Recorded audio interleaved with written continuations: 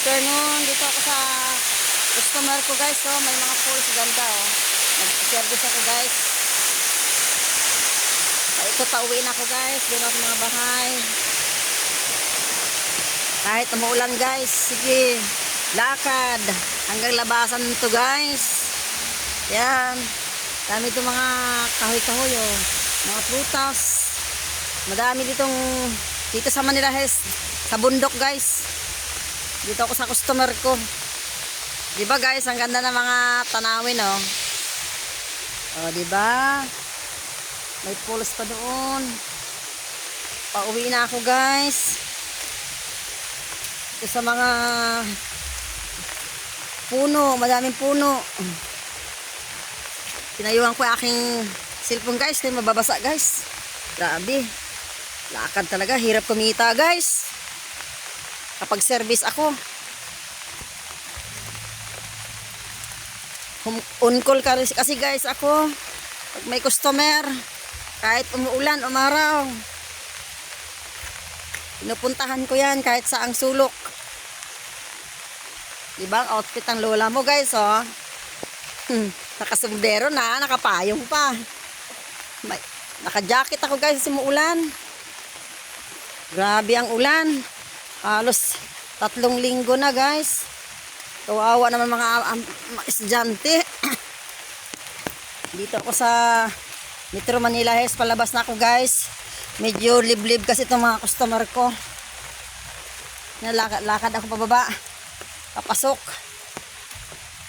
Palabas guys. Maputik. Ulan kasi ng ulan guys. Ito marami na itong kabahayan paglabas. Palabas na ako guys.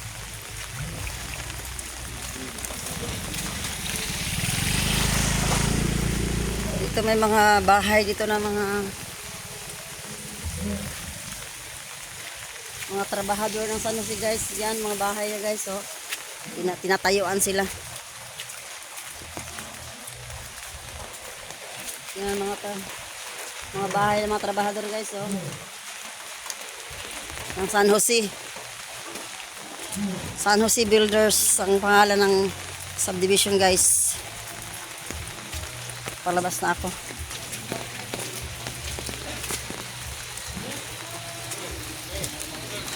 Hirap matubig.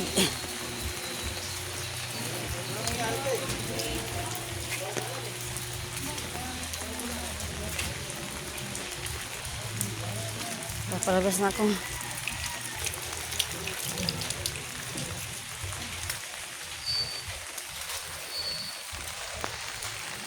Palabas na guys.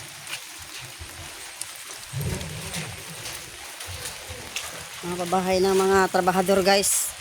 Dito sa San Jose. Maputik.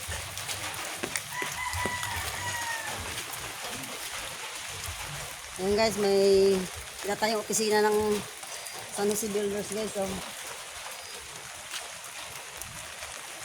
Mga pabahay ng trabahador dito sa Metro Manila Hills guys, ay mga subdivision oh. Ayan, malaking opisina guys. Ginagawa para sa opisina ng San Jose guys. Yan, malaki.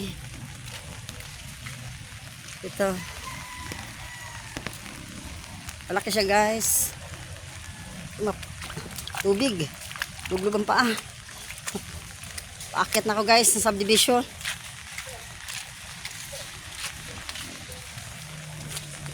Marami na magagandang bahay guys oh.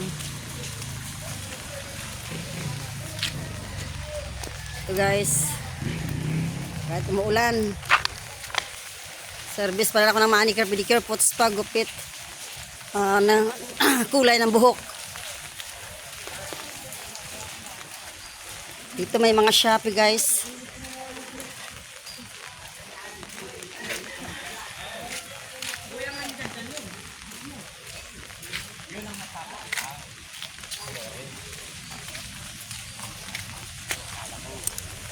So guys, dami mga May mga bagsakan ng GNT yan guys.